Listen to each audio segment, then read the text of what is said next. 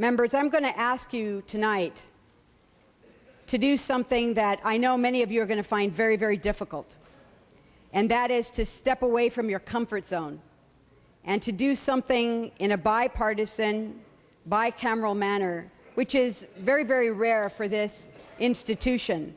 And I'm going to ask you to leave behind some of your preconceptions about bonds and really focus on what we're trying to accomplish here today, which is a financing mechanism to be able to meet the twin goals that we've set for ourselves as we move into this new era. This bond measure is critically important to the effectuation, if you will, of the policy that we have passed over the past 2 days. And for many of you, for a variety of different reasons, the idea of supporting a bond at a time when we've gone through such significant cuts is very, very difficult. But I'm going to ask you to step away from that uncomfort, because part of what we're doing here today is to set up an opportunity to put a bond before the voters of the state of California, and we're asking them to weigh in on the issue of whether clean, reliable water source is important to them. And I submit to you here today that it's critically important. This bond measure is, as I stated before, $11.14 billion bonds, and it helps us to meet, as I said, the co-equal goals that we've set out for ourselves. It includes drought relief. It provides funding for local and regional drought relief projects, and in particular disadvantaged communities that have been negatively impacted by the lack of water. And I know you've heard over and over on this floor about the impacts in my own district in San Benito County. The impact has been tremendous. Farm workers unemployed, people at risk of losing their farms, and obviously in the Central Valley over 500,000 acres idle due to the lack of water. Thousands of farm workers. I've had the opportunity to talk to farm workers. I've had the opportunity to talk to small business people. I've had the opportunity to talk to farmers. So when people say, you know, it's the economy, quite frankly, I've had the opportunity to look them in the eye, talk to them about what's happening, and it's the lack of water that's created this devastation.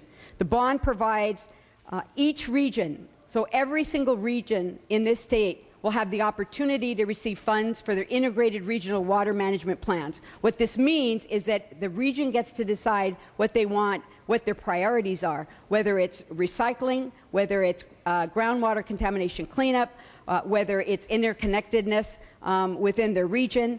Every region will get resources to be able to improve the delivery and the reliability of water in their area. There is water conservation assistance. The Delta has sustainability dollars that will provide an opportunity for us to start buttressing the levees, for the council to be able to make critical decisions about what kinds of improvements to the Delta are going to be necessary for us to be able to restore the ecosystem to the Delta, as well as dollars to be able to go into the local communities to mitigate the impacts of any of those decisions. And so there's significant money for ecosystem restoration and for the counties and cities that are affected in the Delta. There is money for storage, above or below ground storage. 30 seconds. There's water for groundwater protection, and on and on. Let me conclude by saying this. The question gets asked, why aren't the water payers paying for this? And the answer is, quite frankly, that the water users will be paying. This bond requires matching local dollars that are going to be passed on to the water users, and we will be able to leverage federal dollars that today we are unable to leverage.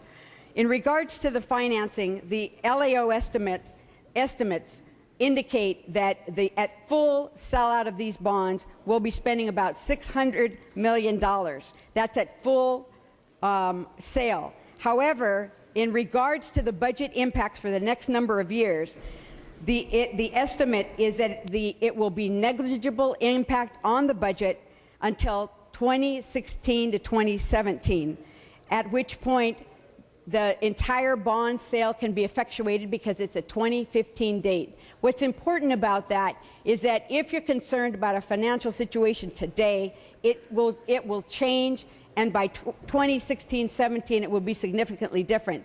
But not only that, what is really important is that ultimately we have the opportunity to prioritize the bond money as it goes out, and we have the authority in the legislature to decide whether water is our #1 priority. And I submit to you that it absolutely has to be.